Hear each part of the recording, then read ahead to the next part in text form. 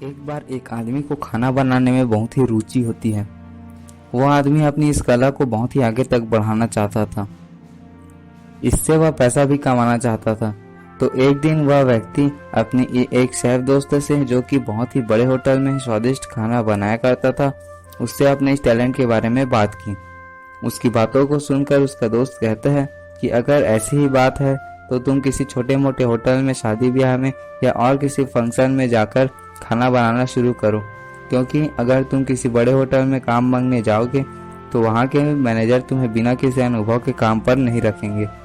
अपने दोस्त की इस बात को सुनकर वह उसकी बात मान लेते हैं और छोटी छोटी जगह पर खाना बनाने के लिए जाना शुरू कर देते हैं।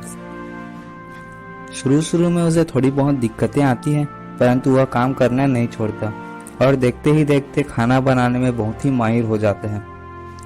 अब उस व्यक्ति ने सोचा कि अब शायद मुझे किसी बड़े होटल में काम मांगने जाना चाहिए और मैं शायद इस काम के लिए पूरी तरह तैयार भी हो चुका हूँ। इसी उम्मीद के साथ वह व्यक्ति एक होटल में जाता है और काम के लिए सिफारिश करता है।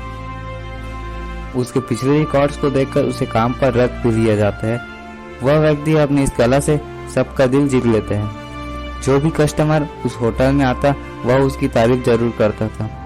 उस व्यक्ति ने अब होटल के बाकी स्टाफ को भी अपनी ही तरह बहुत ही स्वादिष्ट खाना बनाना सिखा दिया था और देखते ही देखते साल 2 साल में वह होटल उस शहर का सबसे बड़ा और मशहूर होटल भी बन जाते हैं। लगभग 30 से 40 साल बीत जाते हैं। अब वह व्यक्ति भी बूढ़ा हो चला था।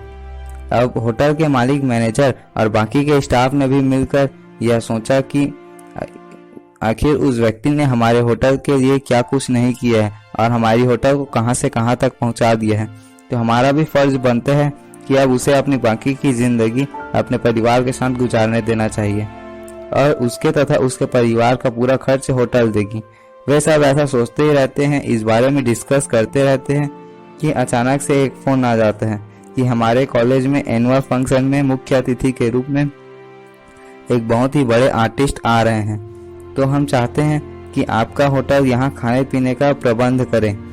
होटल किसी भी कीमत पर यह सुनहरा मौका खोना नहीं चाहती थी और अपना बेस्ट भी देना चाहता था। अब होटल का मालिक उस व्यक्ति के पास जाकर कहते हैं कि अब तुम्हें इस होटल में काम करना नहीं पड़ेगा। तुम अपने बाकी की जिंदगी अपने परिवार के साथ रह सकते हो और तुम्हारे परिवार का पूरा खर्च होटल अपनी ओर से देगी।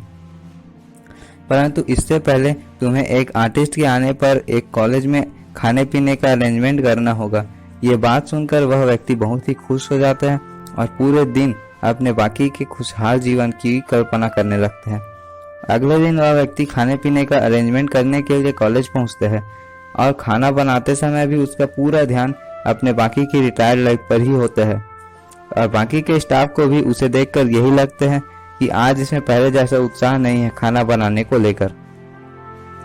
फंक्शन खत्म हो जाने के बाद कॉलेज के प्रिंसिपल अगले दिन होटल मालिक से मिलते हैं और कहते हैं कि कल के खाने में पहले जैसी बात नहीं थी, जिसके कारण मालिक को काफी शर्मिंदगी महसूस होती है।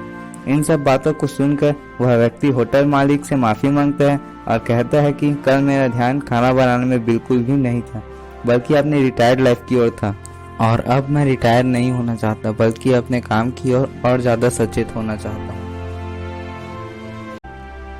ये छोटी सी कहानी हमें बहुत ही बड़ी सीख सिखाती है कि लाइफ में कभी भी खुशी के मौके पर हमें खुश तो होना चाहिए, पर उस खुशी में इतना भी नहीं डूब जाना चाहिए कि हम अपने अंदर के टैलेंट के लिए भी समय ना दे पाएँ। जिस काम को करने में हमें ज़रा सी भी थकावट नहीं होती, वह काम हमारे लिए बोरिंग लगने लग जाए। इससे धीरे धीरे हमारा उस काम के प्रति इंटरेस्ट घटता है और हम ओवर कॉन्फिडेंट भी हो जाते हैं, जिससे लोगों के बीच में हमारा इज्जत खराब होता है, हमारी रिस्पेक्ट घट जाती है।